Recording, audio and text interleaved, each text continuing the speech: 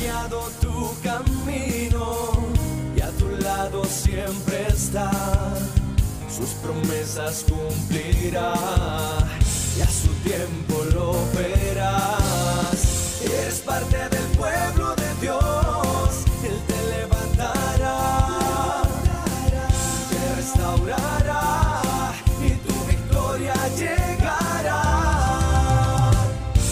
Fuiste llamado y escogido, a su voz has respondido. Es tiempo de creer. Centro Victoria, nacimos para vencer. Vamos a abrir la Biblia en el Antiguo Testamento hoy y vamos a leer una historia que todos conocemos o deberíamos conocer.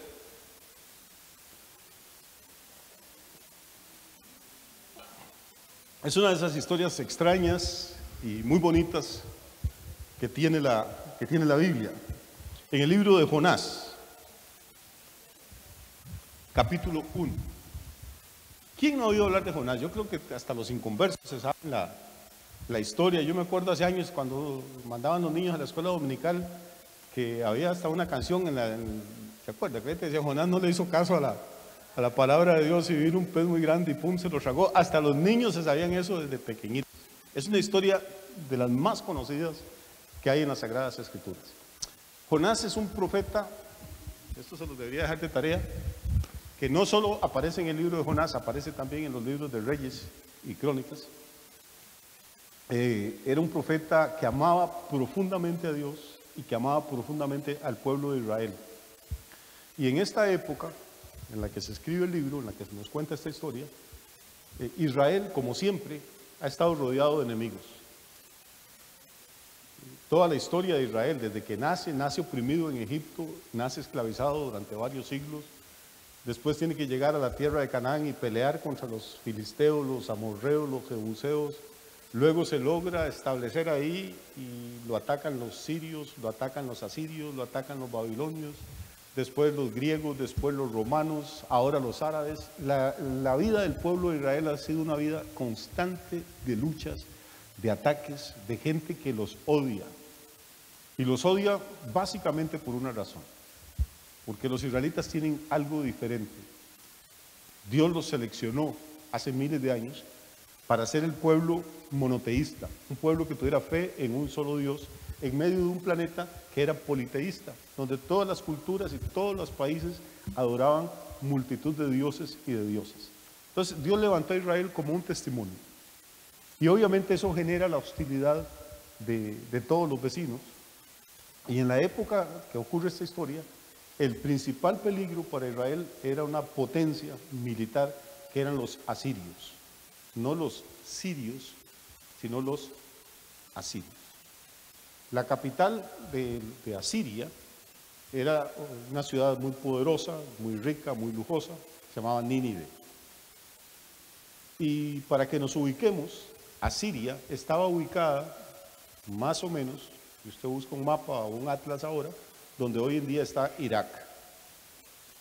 Y curiosamente, Irak, que era donde gobernaba Saddam Hussein, es uno de los países que siempre ha estado interesado en destruir a Israel. O sea que esta es una historia que usted la lee en las noticias ahora, pero que empezó hace 3000 y pico de años esa enemistad. Muy bien. Alguna gente dice, bueno, y entonces la culpa de todo eso la tiene Dios. ¿Para qué escogió Dios a los israelitas? ¿Por qué esa preferencia? Si la Biblia dice que Dios no hace acepción de personas, ¿por qué escogió al pueblo de Israel y no escogió a todos los demás?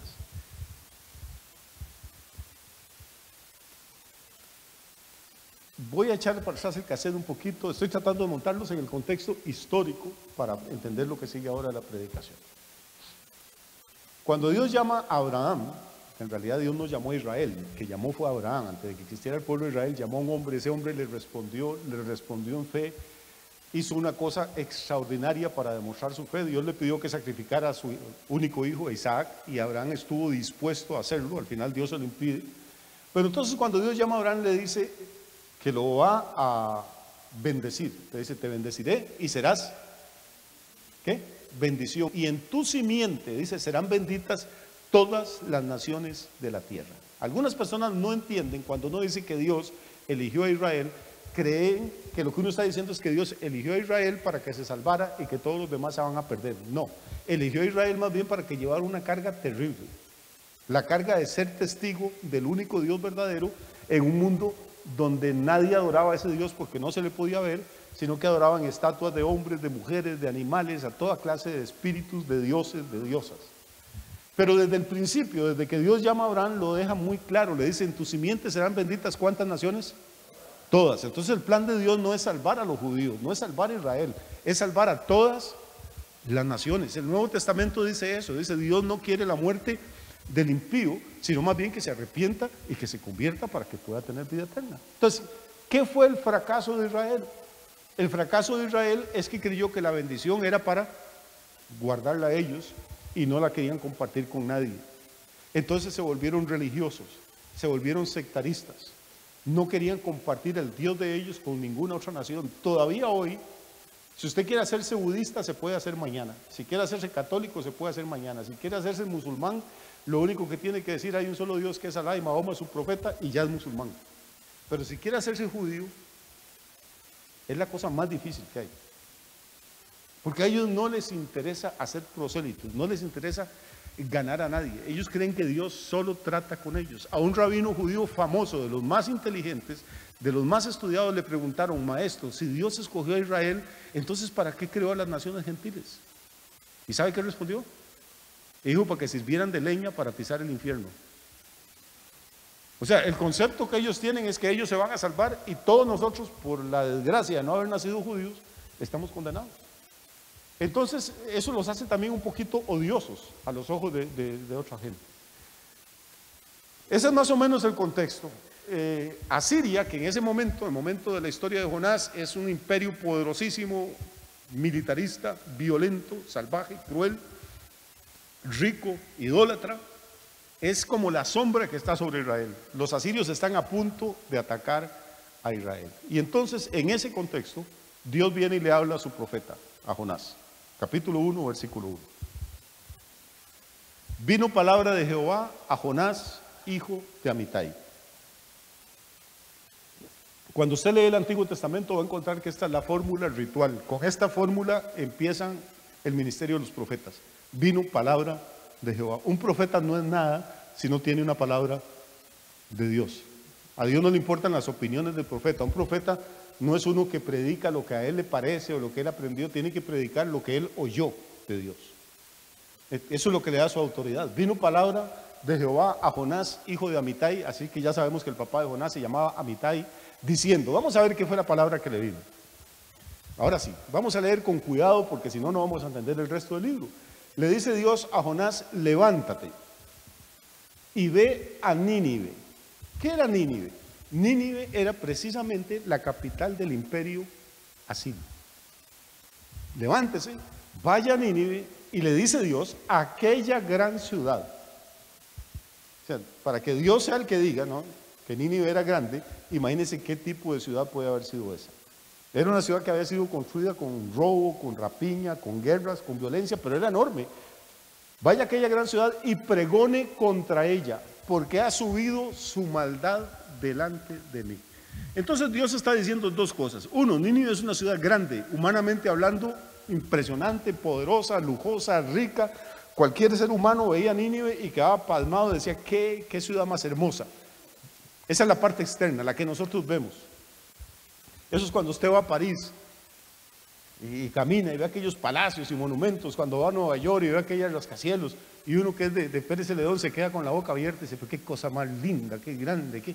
Eso es lo que uno ve, el ojo de la carne, es una gran ciudad. Pero el ojo de Dios está viendo otra cosa. ¿Qué es lo que está viendo? Que dentro de cada una de estas grandes ciudades hay millones de personas solas, afligidas, con hambre, hay violaciones, hay asesinatos, hay robos, hay corrupción política. Eso es lo que el ojo no ve. Nosotros vemos los edificios, vemos las murallas, vemos el rascacielos y se nos hace la boca agua. Pero Dios está como con rayos X viendo el corazón de la gente en esa ciudad y sabe que están destrozados, que están vacíos, que están sin Dios y sin esperanza en el mundo. Entonces Dios siente compasión y le dice, levántate, ve a Nínive y pregona contra ella. ¿Por qué? ¿Por qué? Dice, porque ha subido su maldad delante de mí. Y esta es otra cosa importante, esta es otra fórmula. Estoy dando algunas claves para cuando usted lea el Antiguo Testamento. La primera fórmula es, vino palabra de Jehová a fulano de tal. Así es como se introduce el ministerio de un profeta. Y la otra expresión en los libros proféticos es, ha subido su maldad. Dios destruye Sodoma y Gomorra porque ha subido su maldad delante de mí. Dios manda a Moisés a hablarle al faraón porque ha subido el clamor de los israelitas delante de mí. Ahora lo que ha subido delante de Dios es la maldad de los ninivitas. ¿Cuántos años o cuántas décadas o cuántos siglos hace que esta gente está matando, violando, robando, causando incendios, dejando miles de viudas y de huérfanos, dejando gente mutilada en las guerras? No sabemos, pero llega un momento en que la paciencia de Dios alcanza su límite. Y entonces el pecado de una ciudad o de una nación empieza a subir delante de Dios. Y ahí es donde empiezan los problemas. Esto tiene mucho que ver con la sociedad en la que nosotros estamos viviendo, ¿no? Siempre ha habido pecado, siempre ha habido injusticia, siempre ha habido violencia, ha habido inmoralidad. Pero llega un momento en que las sociedades cruzan la raya, cruzan un límite que no debieron haber cruzado. Y ese momento es cuando la Biblia dice que la maldad de esa gente sube delante de Dios. Y yo creo que es parte de lo que está pasando en nuestra generación. O sea, siempre ha habido aborto, siempre ha habido homosexualidad, siempre ha habido prostitución, siempre ha habido asesinatos, siempre ha habido políticos corruptos, siempre. Pero llega un momento en que la masa de pecado es tan grande que ya la maldad no es la excepción, sino que más bien es la regla. En que las normas morales, éticas, se dan vuelta y la gente empieza a llamarle a lo malo bueno y a lo bueno a llamarlo malo. Se invierten los valores y en ese momento es cuando la Biblia usa esta expresión, sube la maldad delante de Dios. Y repito, ahí es donde empiezan los problemas. Porque una vez que Dios dice que la maldad de una ciudad o de un país o de una cultura ha subido delante de él, Dios es que ya está a punto de tomar cartas en el asunto. Pregúntele a Faraón, pregúntele a la gente de Sodoma, pregúntele a la gente de Gomorra, pregúntele a quien usted quiera. Y yo creo que parte de lo que nos está pasando y que la gente no se da cuenta es que ya la maldad de esta generación está subiendo delante de Dios y Dios está a punto de tomar cartas en el asunto. Y claro, después viene el llanto y pues, si Dios es amor, ¿por qué hace eso? Y si Dios es justo, bueno, porque es justo. Ahora, ¿a quién le da Dios esa palabra? A Jonás. ¿Qué Jonás? Es un tipo que está enamorado de su país, está enamorado de su patria, está enamorado de Israel. Y Dios le dice que vaya precisamente a la capital de la mayor amenaza, a la capital de los enemigos que más odian a Israel. Y entonces dice, y Jonás, note que el versículo 1 empieza como todos los profetas. Vino palabra, vaya y haga tal cosa. Y todos los profetas del Antiguo Testamento hacen exactamente lo que Dios les dice que hagan, excepto este. Este tipo es la excepción a la regla. Dios le dice, levántese y vaya y predique en Nínive. Predique contra Nínive, realmente es lo que le dice. Y Jonás se levantó, hizo la primera parte, Dios le dijo, levántese y vaya a Nínive. Entonces Jonás se levantó y uno dice, qué bien, va bien el hombre, va bien encaminado. Pero dice, se levantó para huir de la presencia de Jehová a Tarsis. Ahora, Nínive, le acabo de decir que quedaba en lo que hoy es Irak. Tarsis es lo que hoy es España. Era una colonia que habían fundado los fenicios, los marineros de Irán, el rey de Tiro y de toda aquella gente. Era el lugar más lejos donde se podía ir en aquel entonces en la tierra. No podía ir usted más allá, no había nada más, no se conocía nada más. Hay en España una cosa que se llama las columnas de Hércules. Es un lugar que se creía que hasta ahí había llegado Hércules, que era un personaje mitológico griego, y ahí empezaba el océano Atlántico. Y de hecho las personas creían que usted no podía navegar en el mar Atlántico porque llegaba un momento en que se acababa la tierra y usted se caía. Creían que la tierra era plana y que no había nada más allá. Cuando la Biblia dice Tarsis, tal vez nosotros no entendemos, pero en aquella época Tarsis era el lugar más lejos donde usted podía llegar, era el lugar donde podía estar más, abro comillas, alejado de Dios. De hecho, en Galicia, en el norte de España, hay un lugar que se llama todavía Finisterre. Finisterre fue un nombre que le pusieron los romanos cuando habían conquistado España hace 2000 y pico de años. En latín era Finisterrae. Y en gallego y en español quedó en Finisterre, le quitaron la A a terrae. Finisterrae en latín significa el fin de la tierra, porque para ellos de ahí en adelante se acababa el planeta.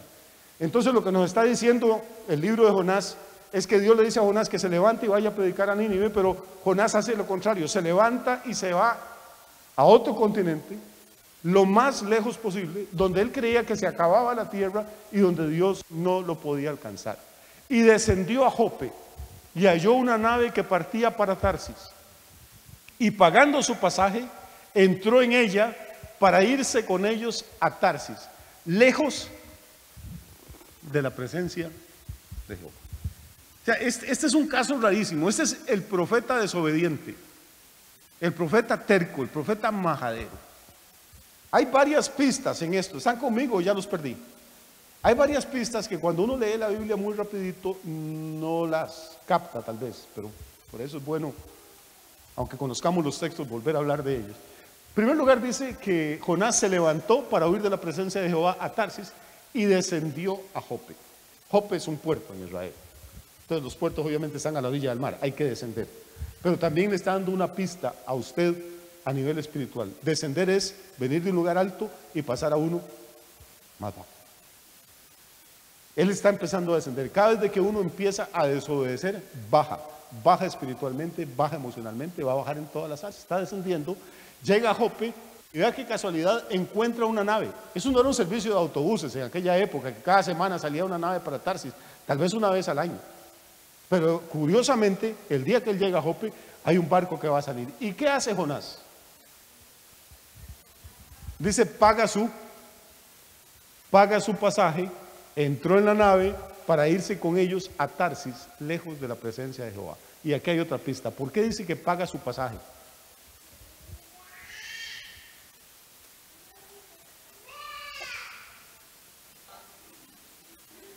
Porque cada vez que estamos en desobediencia tenemos que pagar un precio. Yo sé que ustedes conocen el final de esta historia, no se asusten, no le voy a leer los 4 capítulos, porque conocen la historia. Pero al final Jonás llegó a Nínive. No llegó en barco, ¿se acuerda? Llegó en pez. Y el pez no le cobró ni un peso por el pasaje. Cuando estamos dentro de la voluntad de Dios, Dios va a suplir los recursos y los modos para que le obedezcamos y hagamos su voluntad. Cuando estamos en desobediencia, nos va a tocar a nosotros pagar el precio. Yo creo que esa es una de las primeras lecciones que tenemos que ir sacando. Usted puede desobedecerle a Dios las veces que usted quiera, usted puede llevarle la contraria a Dios, usted puede pecar, puede irse, puede alejarse. Dios no va a mandar ningún ángel para detenerlo, entienda esto. Pero entienda que cada vez de que le desobedecemos a Dios, número 1, descendemos, y número 2, vamos a tener que pagar un precio. Cuando hacemos la voluntad de Dios, Dios va a traer los recursos y los medios de donde ni siquiera nos podemos imaginar. Yo les contaba anoche, y ustedes saben que a través de las cámaras y YouTube y todo eso, Dios nos está permitiendo alcanzar miles de personas en todo el planeta, gente que no conocemos y que nos vamos a morir sin conocerla, pero que se están alimentando constantemente, pastores que Dios en su misericordia pues los mueve, los bendice con lo que enseñamos y ellos lo reproducen en sus iglesias. Gente que, hay un señor que me escribió hace como año y medio, me dice, yo no voy a ninguna iglesia, nunca he ido y nunca pienso ir, pero yo me siento y veo absolutamente todos sus mensajes y algunos los veo varias veces. Dígame cómo puedo ayudar a la iglesia, dígame cómo puedo ayudarle a usted. Yo nunca le he pedido nada, pero este señor, repito, sin haber ido nunca a una iglesia, sin haber estado nunca acá, las cámaras que usamos, los micrófonos que usamos, ustedes no se dan cuenta a veces, pero él nos los manda. Y ahora nos dijo que quería que, ¿por qué no ponen como las otras iglesias que ponen pantallas ahí atrás un montón? Bueno, porque valen mucha plata. ¿Cuánto valen? Ya le dijimos. Anteayer me depositó el dinero en la cuenta mía, me dice, vaya y los compra. Mañana vamos a ir a comprarlas y probablemente para el aniversario tengamos esa pared con las pantallas ahí. ¿Por qué? Porque usted está haciendo lo que no tenemos que pedirle a nadie, simplemente Dios mueve personas. ¿Cuánta gente tiene años de venir aquí y oír los mismos sermones y muchos hasta se capean a la hora de la ofrenda? Yo tenía un amigo, ojalá que borren esto del video, tenía un amigo que era famoso. Cuando salíamos a tomar, podíamos tomar una cerveza o las que fueran toda la noche, pero siempre no fallaba. A la hora de que había que ir a pagar la cuenta, decíamos, hagamos una vaca. ¿Saben lo que es una vaca? ¿Ah? No deberían saber. Hagamos una vaca Y bueno, estos eran trucos del hombre viejo. Uno normalmente lo que hacíamos era, como éramos varios, y entonces uno si pedía cervezas o lo que fuera, no dejaba que el mesero se llevara los envases vacíos. Que lo bonito era ver la mesa llena, pero no solo bonito, sino para hacer contabilidad. ¿Por qué? Porque al final de la noche usted ya contaba las botellas y no dejaba que el cantinero le metiera ningún cargo más en la cuenta. Pero cada vez que llegaba la hora de hacer la vaca, este amigo le daba una orinadera, se asociaba un toquecito, ya vengo, voy para el baño. Y eran 5 minutos, 10 minutos y el hombre no venía. Entonces, ¿qué hacía uno? No, pagamos esta vaina y ya cuando él me como, ya pagaron. Ay, qué tirada, bueno, la próxima. Y la próxima le volví a dar el chistate. Bueno, hay gente así. Pero lo que estoy diciendo es que, digamos, este señor que nunca ha venido aquí, que no conoce ni Pérez Celedón, pues Dios lo mueve. Y como ha movido a mucha gente. Una vez llegué al correo cuando teníamos un apartado, ¿se acuerda, David? El apartado 184, 8000. Llegué al correo a ver si había carta para nosotros y lo que era una tarjeta postal que venía de París. Yo nunca había estado en Francia, no conocía a nadie en Francia. Estábamos en una situación, es más, ese apartado se pagaban como 1000 pesos por año y tenía que pagarlos Dito porque la iglesia no tenía los 1000 pesos por año para pagarlos, el apartado era de él. Y abro la tarjeta y Pastor Yamil, saludos y no sé qué, 3 billetes de 100 euros. ¿Qué es esta vaina? Ya me pongo a ver qué decía la tarjeta. Era un matrimonio colombiano que habían emigrado a Francia a trabajar allá por la violencia en Colombia. Hicieron escala en Miami y en Miami, en un asiento de la sala de espera, se encontraron un libro que alguien había dejado olvidado. El libro se llamaba Dios quiere prosperarte. Entonces, como lo recogieron, como estaba ahí, lo iban leyendo en el avión, como son como 10 horas desde Miami hasta París. Lo leyeron todo, se convirtieron, llegaron, consiguieron trabajo. Y el primer salario de 3000 euros que les llegó, me dice, pastor, ahí está nuestra primera semilla, ahí están los euros. Y esos 300 euros cayeron como, usted no tiene la medida, yo nunca había visto un euro, pero ni en foto. Y a correr a ver quién me los cambiaba. Entonces lo que le digo es que Dios tiene su forma. Cuando nosotros tratamos de hacer la voluntad de Dios, Él va a suplir de donde nosotros ni siquiera podemos imaginarnos. Cuando estamos en desobediencia, nos va a tocar más duro a nosotros. ¿Por qué? Porque vamos a bajar de nivel número 1 y porque vamos a tener que pagar el precio. Yo creo que esa es la primera lección ahí. Vamos a seguir entonces. Versículo 4. Ya tenemos a Jonás en la nave, va rumbo a Tarsis, va feliz, ya sacó el bronceador, sacó la pantaloneta. El hombre se va a broncear en las playas de España, lejos de la presencia de Dios. Pero dice, Jehová hizo levantar un gran viento en el mar. Y hubo en el mar una tempestad tan grande que se pensó que se partiría la nave. No que se hundiría, note, sino que se partiría. ¿Qué clase de vientos y qué clase de olas podrían ser para partir una nave de estas? Y los marineros, voy a correr un poquito, los marineros tuvieron miedo. Eran marineros, tenían experiencia, habían estado en el mar, habían estado en otras tormentas, tuvieron miedo y cada uno clamaba a su Dios. ¿Se acuerdan lo que le hablé? Que las culturas eran politeístas, había una gran cantidad de dioses y había marineros de diferentes naciones y cada uno le tenía más fe a su Dios que al del vecino. Es como la gente hoy en día con los santos y las vírgenes. No, yo es que a la Virgen del Carmen sí le tengo fe, pero la Suyapa es como media vagabundilla. Esa no le he pedido varias veces y no me hace nada. La de Los Ángeles, esa es maravillosa. San Martín de Porres, genial. San Antonio para conseguir novio es lo máximo. Se los recomiendan a ver, cada uno le pide a su santo o a su virgen.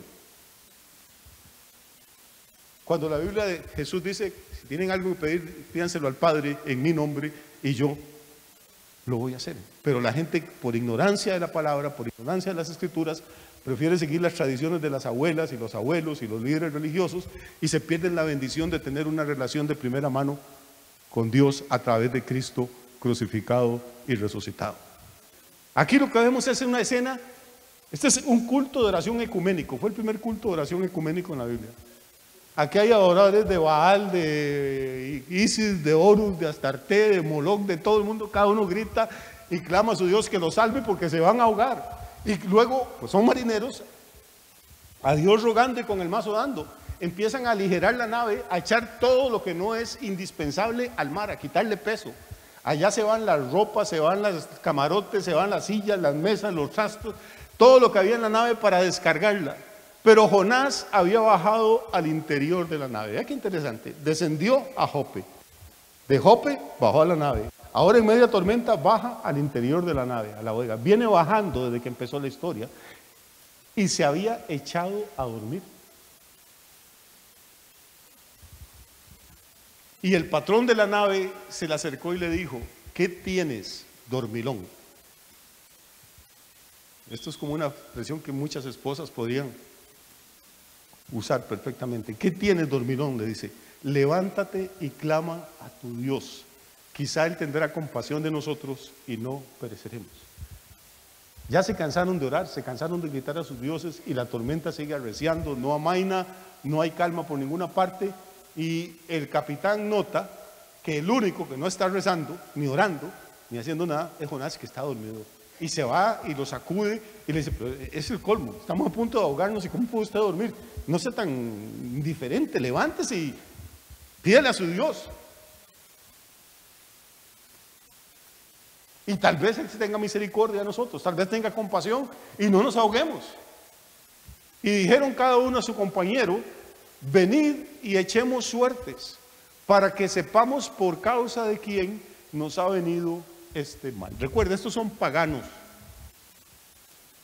y creen en los maleficios y en los agüeros y en los aguizotes. Y entonces dicen: bueno, ya le clamamos a los dioses y los dioses no responden.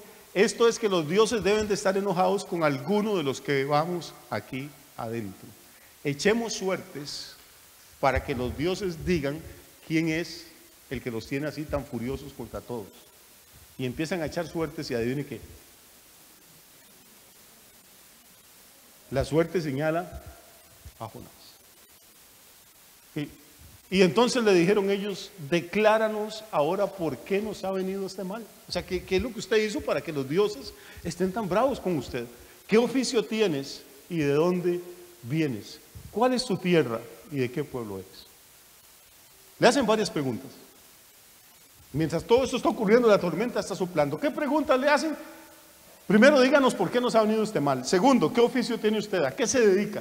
Tercero, ¿de dónde viene? Cuarto, ¿cuál es su tierra? Cinco, ¿de qué pueblo es usted? O sea, tenemos un bicho raro aquí que no conocemos, todos nos conocemos. Tenemos años de andar en este barco y nunca nos ha pasado nada como esto. Lo montamos a usted que no sabemos ni qué hace, ni quién es, ni de dónde viene, y se nos viene esta desgracia encima. Usted tiene que ser un mal bicho. ¿Qué hace usted? Vamos a ver. Usted tiene su esposa, sus hijos, sus nietos, sus sobrinos, siempre van a la casa, comen juntos, hacen fiestas, hacen cumpleaños, todo bien. Un día dentro de todas esas fiestas usted invita a alguien, no lo conocía, iba pasando por la calle y a usted le dio lástima, dijo: mira, tengo una comida en la casa, no quiere decir, y va. Y ese día se le pierde un reloj carísimo a usted. ¿Qué es lo primero que uno sospecha?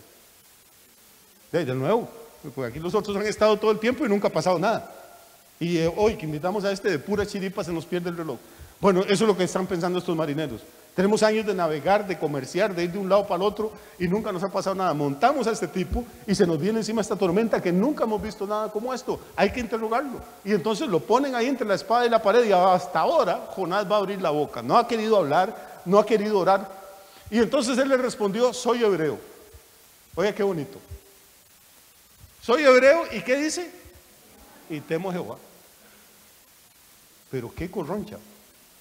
¿Cuál temo a Jehová si le anda escapando? Acuerde que va para Tarsis para alejarse lo más posible de Dios. Está en plena desobediencia. Hay momentos cuando uno debe testificar y hay momentos en que no, mejor no diga que es cristiano. Si quiere se lo explico. Hay momentos en que uno debe dar testimonio del Señor y todo, pero hay momentos en que mejor quédese callado. Diga que es musulmán, ¿no? Porque usted está en desobediencia. Yo ando mal, pero yo creo en Cristo Jesús, es pura vida. Cállese. Espérese que le baje la mona, se arrepiente y después dé testimonio. Pero ahora no se pongan esas payasadas a jugar de espiritual. Jonás: soy hebreo, eso sí es cierto, y temo a Jehová. Pero ¿cómo le va a temer? Dice: temo a Jehová, Dios de los cielos, ¿que hizo qué? Pero hermano, oiga lo que este hombre sabe, lo que tiene en la cabeza. Dios es el Dios de los cielos, él lo conoce personalmente, es su profeta. Sabe que es el creador del mar y la tierra, de ese mar que está embravecido ahora. Jonás sabe exactamente lo que está pasando, él es el único que no está en ignorancia. Y aquellos hombres temieron sobremanera y le dijeron: ¿por qué has hecho esto? La pregunta tiene su lógica. O sea, si el Dios suyo hizo los cielos y el mar, entonces ¿por qué usted está en desobediencia? ¿Por qué no le hizo caso? Si ese Dios es tan poderoso como usted dice, ¿por qué usted es tan ignorante o tan rebelde de tratar de desafiarlo? ¿Por qué has hecho esto? Porque ellos sabían que huían de la presencia de Jehová, pues Él se lo había declarado. Ve qué interesante, dice, el Dios en que yo creo hizo los cielos, el mar, la tierra, pero ando huyendo de Él. Si hizo los cielos, hizo el mar y hizo la tierra, ¿a dónde va a huir usted de Él? Es que a veces la gente como que no razona. ¿Se acuerda lo que decía el salmista? Dice, si subiera a los cielos, de ahí me agarrará tu mano. Si bajara hasta lo profundo, ahí me alcanzará tu diestra. Si fuera hasta los confines, ahí me vas a encontrar. ¿A dónde huiré de tu espíritu? ¿A dónde escaparé de tu presencia? Tenemos el conocimiento teológico, tenemos el conocimiento bíblico. Dios ha tratado con nosotros a nivel personal en el pasado, pero cuando desobedecemos, hermano, perdemos todo sentido del raciocinio, perdemos todo sentido de la lógica. Él les dijo, ando huyendo de la presencia de mi Dios, y mi Dios es mejor que el de todos ustedes, es más poderoso, porque mi Dios es el cielo, la tierra y el mar. Y entonces, ¿dónde te vas a esconder, Jonás? Y ellos le dijeron, ahora sí, ¿qué haremos contigo para que el mar se nos aquiete? ¿Por qué? Porque el mar se iba embraveciendo. Mientras este diálogo está ocurriendo, las olas se vuelven más altas, el viento sopla con más fuerza, la nave está crujiendo más que antes, está a punto de partirse, y ellos dicen, Jonásito, ¿qué vamos a hacer con vos? ¿Qué haremos contigo? Porque esta cosa no amaina, se está poniendo más feo cada momento. Y aquí por primera vez Jonás tiene un rasgo simpático, tiene un rasgo generoso por primera vez. Y él le respondió, tómenme y échenme al mar, y el mar se va a tranquilizar, porque yo sé que por mi causa ha venido esta gran tempestad contra usted. Da el primer paso correcto desde que empezó esta historia. ¿Cuál es el primer paso correcto? Reconocer nuestra responsabilidad, reconocer nuestros fallos, reconocer nuestra culpa. En realidad les dice, Dios no está enojado con ustedes, pues ustedes son unos ignorantes, son paganos. Pero al que mucho se le da, mucho se les pide. Y Dios me dio a mi conocimiento, me dio su espíritu, me ha dado su palabra, y yo he despreciado todo eso. Y el juicio es contra mí, pero si yo me quedo aquí en el barco se va a hundir y todos se van a ahogar.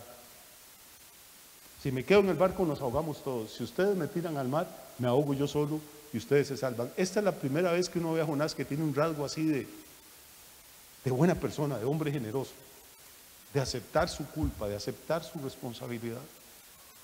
Y note, porque esta historia tiene cosas muy lindas, hermano. Ve el versículo 13.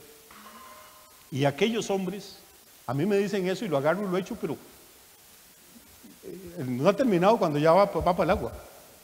Antes de ahogarme, yo le tengo pánico al agua. Pero vea lo que hacen estos paganos. Dice, y aquellos hombres trabajaron para hacer volver la nave a tierra. Jonás les está pidiendo y les está dando la solución. Si ustedes me tiran al mar y yo me ahogo, ustedes se salvan. ¿Y sabe qué hacen ellos? Trabajar más de lo que estaban trabajando antes. Volar remo, mover los mecates, acomodar las velas, hacer lo posible a ver si lograban arrimar el barco a tierra, pero dice que el viento empieza a soplar en contra de ellos. Y entre más se esfuerzan, más se agrava la situación. ¿Qué es lo que yo veo aquí? Veo primero un profeta de Dios que ni siquiera quiso orar, primero, ni porque lo regañaron para que oraran y así se puso a orar. Y que cuando tiene un rasgo de generosidad, los paganos se vuelven más generosos. Dice, no, nosotros sabemos que si lo tiramos al mar, el mar se tranquiliza, pero vamos a tratar de aunque nos rompamos las manos, aunque los músculos se nos acalambren, vamos a tratar de arrimar el barco a tierra para ver si logramos salvarle la vida a un tipo que no conocían, que nunca habían visto. A veces, hermano, entre los impíos hay rasgos de generosidad, de bondad que no hay ni entre los mismos religiosos, aunque no le guste que yo diga esto. Pero si somos honestos, hay gente que tal vez no conoce a Dios, que tal vez no conoce el Evangelio, pero que tienen ese impulso de ser buenos, de ser generosos, de ayudar, de sacrificarse. Y hay gente que vive entre las iglesias, toque y toque la pandereta o rezando el rosario, y a la hora de los balazos nunca se sacrifican, nunca ayudan, nunca se puede contar con ellos. Hay que ser honestos, y esa es la dolorosa, pero es la triste realidad. A mí estos paganos me encantan. Más, si yo fuera Dios, los meto al cielo a todos. Y Jonás lo estaría pensando todavía. Pero finalmente la situación se pone hasta arriba. Note qué interesante, dice, el mar se iba embraveciendo más y más. Si lo dejan hasta ahí, lo entendemos. Pero el Espíritu Santo pone una frase más. Dice, el mar se iba embraveciendo más y más contra ellos. Es como si el mar tuviera inteligencia, como si estuviera pensando, esta gente ya sabe la solución y quieren que Jonás escape y no lo voy a dejar escapar. Y entonces clamaron a Jehová. Oiga, ¿quién? Clamaron está en plural. ¿Quiénes clamaron? No Jonás, los marineros paganos que le habían estado orando cada uno a sus dioses y vieron que sus dioses no funcionaban, entonces ahora clamaron a Jehová y le dijeron, te rogamos ahora, Jehová, que no perezcamos nosotros por la vida de este hombre, ni pongas sobre nosotros la sangre inocente, porque tú, Jehová, has hecho como has querido. Oiga, te rogamos ahora, Jehová, que no perezcamos nosotros por la vida de este hombre. ¿Por qué? Porque lo vamos a echar al mar. Pero ellos pudieron haber dicho por la culpa de este hombre, pero no lo acusan. Él nos está pidiendo que lo echemos al mar, Señor. La suerte lo indicaron a él, así es que lo sentimos, lo vamos a echar, pero no pongas esta sangre inocente sobre nosotros. Y esta es otra frase clave, sangre inocente. Es una frase que aparece unas 20 veces en la Biblia y que termina en el Nuevo Testamento con Jesucristo. Sangre inocente. Jonás es un tipo del Señor Jesucristo, es un tipo profético. ¿Por qué? Porque Jonás muere para que muchos vivan. Jesús muere para que muchos podamos tener vida. Déjenme seguir. Y tomaron a Jonás y lo echaron al mar. ¿Y qué? Y el mar se aquietó de su furor. Este es un mar inteligente, hermano. En el momento que Jonás toca el agua, el mar se tranquiliza. Y temieron aquellos hombres a Jehová con gran temor y ofrecieron sacrificio a Jehová, ya no a los dioses. Ahí en el barco le ofrecen un sacrificio a Dios y le hacen votos. Votos son promesas. Déjeme explicarle algo. Cuando uno está con el agua al cuello, cuando está con problemas de salud, de familia, de finanzas, le hacemos promesas a Dios. Dios, sácame de esta, Diosito, y va a ver que nunca más me porto mal. Sáqueme de esta y va a ver que yo sigo ofrendando y diezmando. Sáqueme de esta y va a ver que yo me consagro. Hacemos votos cuando estamos en la tormenta, pero cuando llega la calma, se nos olvida y volvemos a las andadas. ¿O no? Lo que me gusta de estos tipos es que cuando estaban a punto de ahogarse no prometieron absolutamente nada. No hicieron ningún voto, no dijeron Dios nada. Hacen los votos, pero después de que el milagro ocurrió, cuando ya no necesitan el milagro, los hacen por gratitud. No sé si estoy explicando esta idea, pero es que esto es importante. Muchas de las promesas que hacemos, hermanos, las hacemos tratando de manipular a Dios o de manipular a otras personas. Mi amor, perdóneme esta vez y te juro que nunca más vuelvo a ver ni el reojo de la empleada. Pero perdóneme esta, por favor, por nuestros hijos. Y la mujer lo perdona y un año después está Juan vuelta a lo mismo. ¿Por qué? Porque en realidad nunca empezó a cambiar. Estaba en la tormenta y entonces hace promesas. Pero las promesas que valen son las cuando ya no estamos en la tormenta. Cuando no estamos en ninguna crisis, decimos, Dios, tú has sido tan bueno conmigo, me has guardado hasta aquí, me has traído hasta acá. Con la ayuda tuya yo te prometo que ahora en adelante voy a hacer esto y esto y esto. Eso es lo que cuenta. ¿Sí? No sé si me explico. Para mí estos paganos de aquí, de verdad me caen muy bien. Le ofrecen sacrificio a Jehová e hicieron votos. Vamos a ver si terminamos con ese texto. Pero Jehová tenía preparado un gran pez que tragase a Jonás, y estuvo Jonás en el vientre del pez 3 días y 3 noches. Note que no es una ballena.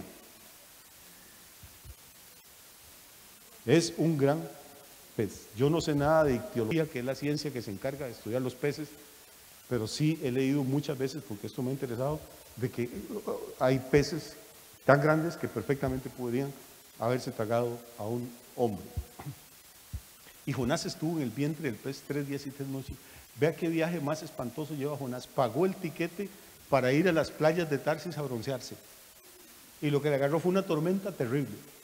Lo tiraron al mar y ahora, llegado al mar, lo atrapa un pez. Y está en el vientre del pez 3 días y 3 noches. Son 72 horas en medio de los jugos gástricos de los otros peces que ese pez había comido ahí, los pedazos medio descompuestos. la hediondez, la oscuridad, aquella cosa viscosa y pegajosa. Tiene que haber sido una experiencia horrorosa, hermano.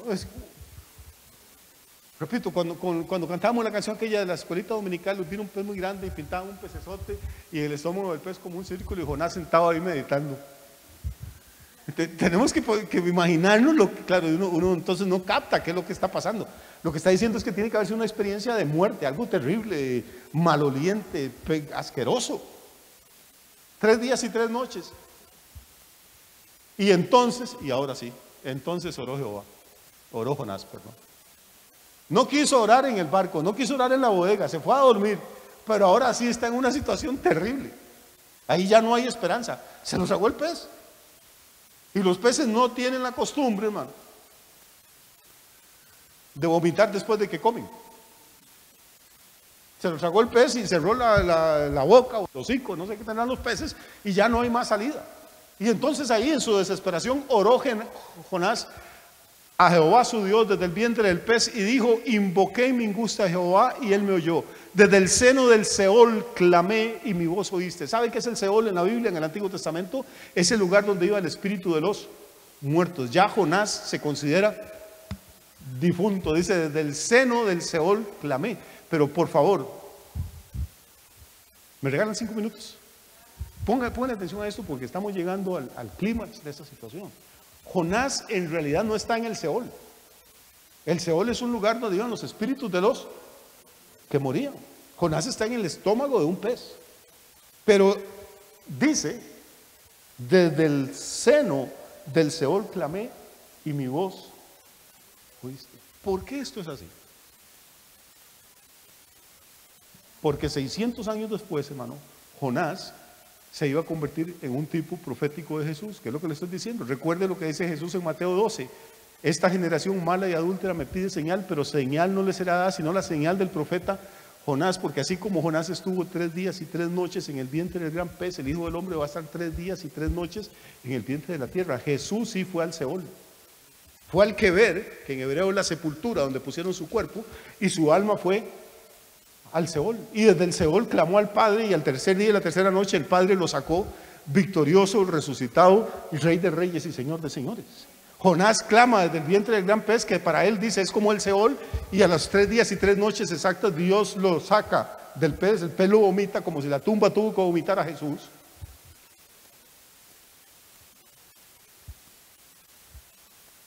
No sé si están viendo, pero esta historia es una historia riquísima, hermano. Es una historia que tiene una enseñanza impresionante. Y vamos a leer el versículo. Dice: me echaste a lo profundo, en medio de los mares, y me rodeó la corriente. Todas tus ondas y tus olas pasaron sobre mí. Es lo mismo que pudo perfectamente haber dicho Jesús cuando estuvo en la tumba. Vamos a leerlo rápidamente. Dice: entonces dije: desechado soy de delante de tus ojos, mas aún veré tu santo templo. Las aguas me rodearon hasta el alma, me rodeó el abismo, el alga se enredó a mi cabeza, descendí a los cimientos de los montes. Hoy en día la orografía, que es la ciencia que estudia las montañas, sabe que las montañas no nacen en la tierra. A la base de las montañas empiezan los mares. ¿Cómo podía saber eso Jonás hace 2600 años? Dice que el pez lo llevó hasta el cimiento de los montes, de las montañas. La tierra echó sus cerrojos sobre mí para siempre. Por favor, ¿están leyendo conmigo, hermano? ¿Están poniendo atención? ¿Sí? Por favor, lea este versículo, relea lo que acabamos de ver. Dice: descendí a los cimientos de los montes. Y oiga lo que dice Jonás: la tierra echó sus cerrojos sobre mí. Pero ¿cuál tierra si está en el vientre de un pez y el pez está en el mar?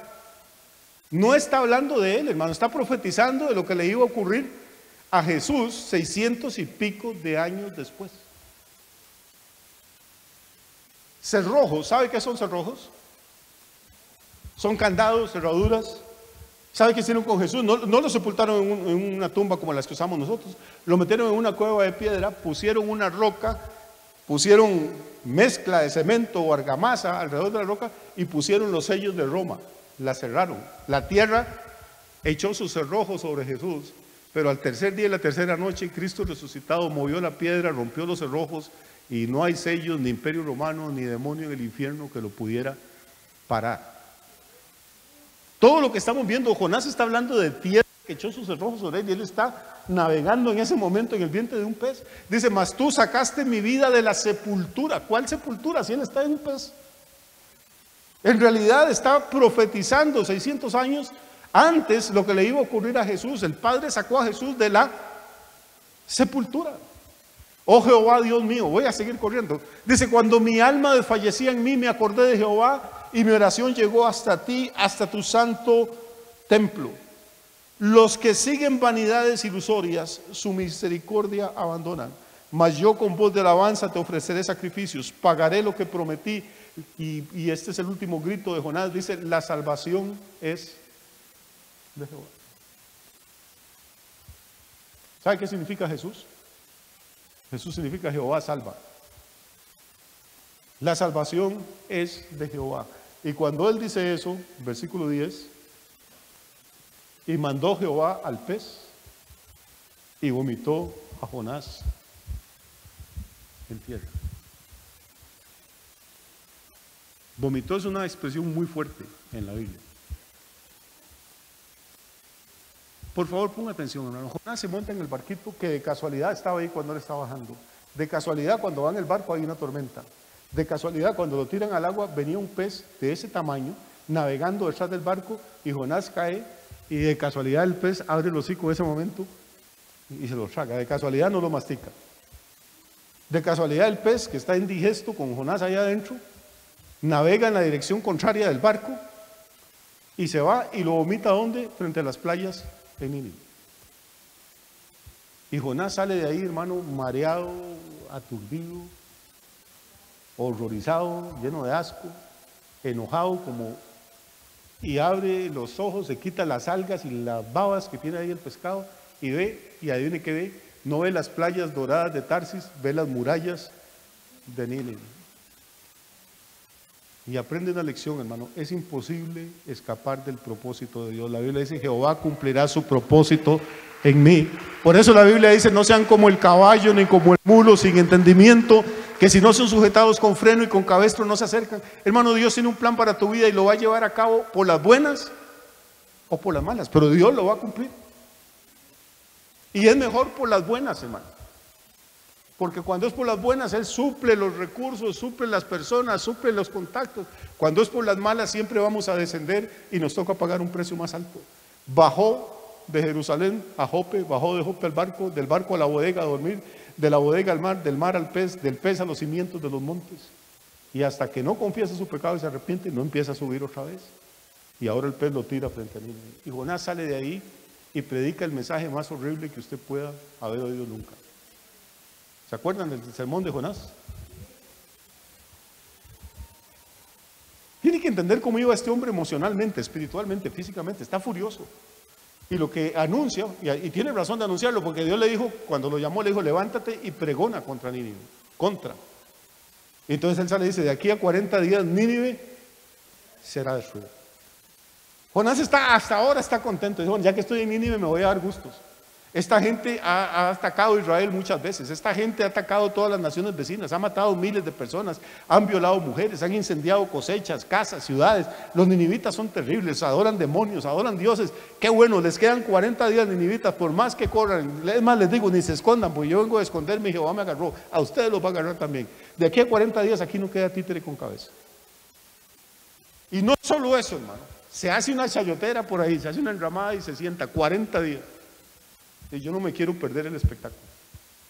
Él quiere ver cómo va a destruir Dios a los ninivitas. Puede que caiga fuego del cielo como Sodoma y Gomorra, puede que se abra la tierra como con Datán y Abirán y toda aquella gente. Puede que Dios mande un ángel, una plaga, a él no le importa cómo, pero él quiere tirarse el espectáculo. Tiene su palco ahí. Y pasan día 39. Mientras tanto en Nínive hay una revolución espiritual. La gente llega y le dice al rey, hay un tipo loco ahí, maloliente, que anda diciendo que de aquí a 40 días la ciudad va a ser destruida. Lo normal es que el rey mande a cortarle la cabeza a ese tipo, pero el rey dice, es capaz de que sí es Dios. Vamos a hacer una cosa, pidámosle misericordia, arrepintámonos, ayunemos, le amarran el hocico a las yeguas y a los caballos para que no coman pasto, ponen a ayunar hasta las gallinas de Nínive, todo el mundo se arrepiente. ¿Y sabe qué hace Dios? Los perdona. ¿Cuántas almas había en Nínive? ¿Alguien se acuerda? 120,000 personas había en Nínive y se convirtieron con ese mensaje tan horrible de Jonás, hermano. Y uno trata de predicar bonito y de estudiar y de todo, pero ni la mujer se le convierte. 120,000 de un leñazo. Nunca ha habido una campaña evangelística como esa, ni Billy Graham, ni Gigi Ávila, nadie. O sea, Dios está perdonando al imperio más malvado de aquella época, al peor enemigo de Israel. Y mientras tanto Jonás no se da cuenta de lo que está pasando, está esperando la destrucción. Pasa el día 38, día 39, día 40 y las horas van pasando y nada. Día 41 y Jonás está destrozado. Está destrozado, ¿por qué? Porque según el Pentateuco, si un profeta de Dios anunciaba algo y no se cumplía, había que matarlo a pedradas porque era un falso profeta. Y Jonás acaba de anunciar algo y no se cumplió. Y el hombre está desolado. Y para peores, Dios, que había hecho una calabacera ahí debajo de la cual Jonás estaba metido, ahora manda un gusanito. Y el gusano se come la calabacera. Y le empieza a pegar aquel sol del desierto a Jonás. Y el hombre le dice a Dios: entonces mejor mátame porque yo no sirvo para nada. Ni como profeta, ni como nada, máteme. Y Dios le habla. Y le dice: Jonás, ¿por qué está tan bravo? Es como cuando usted se da una torta en la casa y la mujer está enojada y usted dice: mi amor, ¿pero por qué está bravita? Y esas ganas de darle con el comal por la cabeza, quite majadero. Dios viene como a provocarlo y le dice: Jonásito, ¿por qué está tan molesto? ¿Cómo no está enojado? Mire la calabacera, estoy en una racha que hasta la chayotera esta se me secó y ya no me da sombra. Y le dice Dios: pero si usted no la plantó, la planté yo. Dios plantó la calabacera, Dios mandó el gusano, Dios levantó la tempestad, Dios mandó el gran pez. Lo que nos enseña Jonás es un Dios que controla las grandes cosas y las pequeñas, aunque a veces no salgan como a nosotros nos parece y aunque a veces no nos demos cuenta, y las controla para cumplir con un propósito. Lo importante no es que usted y yo estemos bien, es que el propósito de Dios se cumpla siempre. Y le dice Dios a Jonás: Jonás, ¿tiene usted lástima por esa enredadera que creció ahí, que usted no hizo nada? Y no iba a sentir yo lástima por 120,000 almas, hombres, mujeres y niños que hay ahí, que yo los crié y que ahora me están celebrando. Esta historia es maravillosa. Ya voy a terminar, porque uno puede pasar enseñando de esto horas y horas. Pero si ustedes se acuerdan, en el Nuevo Testamento Jesús dijo algo muy interesante. Le dijo a los israelitas, a los hebreos como Jonás, a sus compatriotas, le dijo: en el día del juicio, los hombres de Nínive se van a levantar en juicio contra ustedes, contra esta generación. Porque la gente de Nínive se convirtió con la predicación de Jonás. Y aquí les dice Jesús: hay más que Jonás en este lugar. Jonás no sanó a un solo enfermo, Jonás no echó un solo demonio fuera. Predicó el mensaje más horrible que usted se puede imaginar y 120,000 idólatras se convirtieron. Jesús resucitó muertos, perdonó pecadores, sanó enfermos, limpió leprosos, echó fuera demonios. El mejor maestro que ha habido, y los religiosos de su época no se quisieron convertir. Y por eso Jesús le dice: el día del juicio ustedes van a estar de pie a un lado y los 120,000 de Nínive al otro, y eso los van a condenar a ustedes, porque ellos se convirtieron con la predicación de un profeta rebelde como Jonás, de un mal predicador como Jonás, y ustedes no se han querido convertir conmigo, que estoy aquí y que soy más que Jonás. Así, hermanos, que en su humildad, habiendo docenas de profetas fieles a Dios en el Antiguo Testamento, hombres que se dejaron matar por amor a Dios, Jesús no se comparó ni con Isaías, ni con Daniel, ni con Ezequiel. Escogió para compararse al profeta más antipático de todos, al rebelde, al terco, al majadero, a Jonás. Porque Jesús vino a este mundo para identificarse precisamente con los más pecadores y con los más necesitados, como usted y como yo. No vino a salvar a justos, porque no hubiera podido encontrar ninguno, sino a llamarnos a nosotros, a los pecadores, al arrepentimiento. Amén. Así que esa es la historia de Jonás. Yo sé que ya se la sabían. Ahora vamos a cantar. Jonás no le hizo caso a la palabra de Dios, se vino un pez muy grande y pum, se lo tragó. Que Dios les bendiga, que tengan una semana muy, muy bendecida.